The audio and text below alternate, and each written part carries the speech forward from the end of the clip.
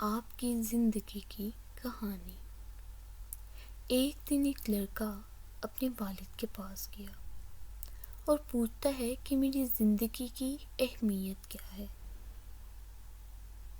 اس کا باپ اسے ایک پتھر دیتا ہے اور کہتا ہے کہ اگر تم اپنی زندگی کی قیمت جاننا چاہتے ہو تو یہ پتھر پکڑو اور بازار میں لے جاؤ، اور جب کوئی اس پتھر کی قیمت پوچھے تو کچھ بھی مت کہنا، صرف 2 انگلیاں اٹھانا۔ تو لڑکا اپنے باپ کے کہنے کے مطابق ہی کرتا ہے اور بازار جاتا ہے۔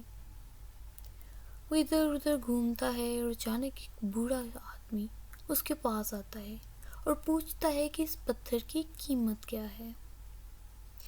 لڑکا کچھ بولے بغیر محض 2 انگلیاں اٹھاتا ہے۔ آدمی نے کہا، میں یہ پتھر $2 میں خرید لوں گا۔ لڑکا حیران ہوتا ہے اور واپس اپنے باپ کے پاس جاتا ہے، اسے بتاتا ہے کہ بازار میں ایک شخص ہے جو اس پتھر کو $2 میں خریدنا چاہتا ہے۔ باپ کہتا ہے کہ اگلی جگہ جہاں میں تمہیں بھیج رہا ہوں وہ ایک میوزیم ہے،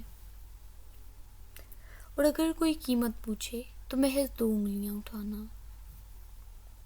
لڑکا جاتا ہے اور تقریباً 20 منٹ کے بعد ایک درمیانی عمر کا آدمی اس لڑکے کے پاس آتا ہے اور اس لڑکے سے اس پتھر کی قیمت پوچھتا ہے۔ اس بار بھی وہ لڑکا بنا کچھ بولے 2 انگلیاں اٹھاتا ہے۔ وہ آدمی کہتا ہے، اچھا ٹھیک ہے، میں یہ پتھر $200 میں لے لوں گا۔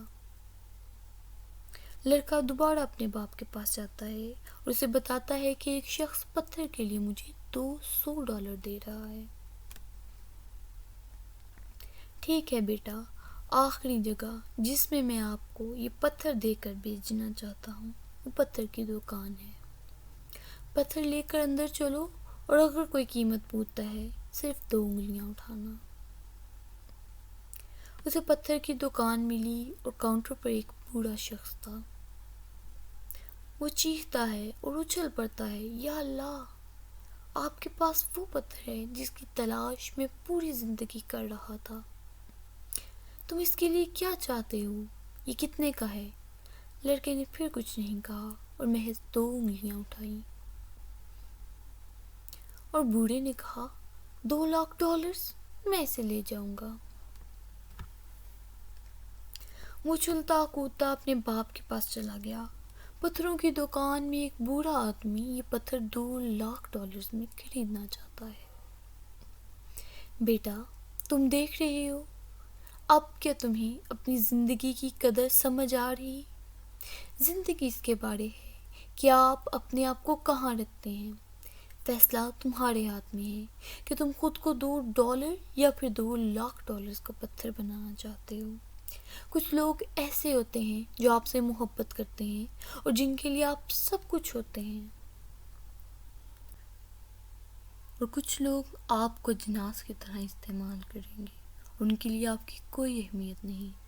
تو بیٹا، یہ بات تم پر منحصر ہے کہ اپنی زندگی کی قیمت کا فیصلہ